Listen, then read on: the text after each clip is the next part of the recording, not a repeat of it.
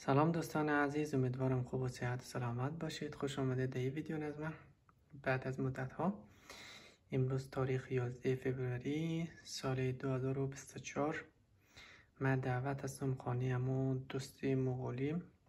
خیلی از دوستا و کسایی که ویدیوهای از من دیده بودن تقاضا کردن که بازم ما برم از این دوست خو ویدیو بگیرم. دیگه امروز چانسی که خودش دعوت کرده، یک روزی خاصی هسته. یکی چی روزی خاصی هسته و برنامه از چه قراره، چطور ما دعوت کرده. شما با ما همراه باشین، در ادامه ویدیو خواهید دید. خب دوستای عزیز، رسیدم پیشی خانه از دوست خو.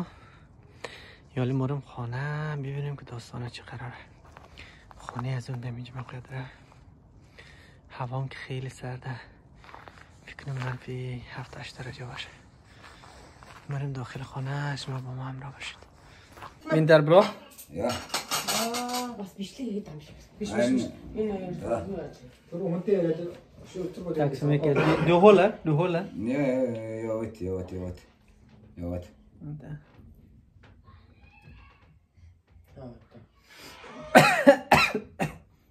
Det är bra? Det räcker. Det räcker bra. Pappa, vad är den här? Det Vilka? är en samma... Det är en...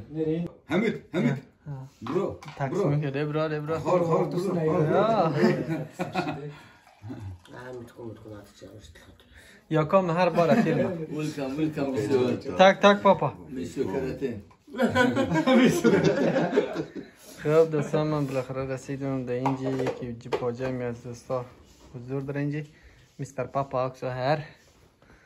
Tack så mycket. Pappa Norby. Nej, pappa Norby också här. همسایش هسته، اینا دوتا همسایش هسته. غذا مادر.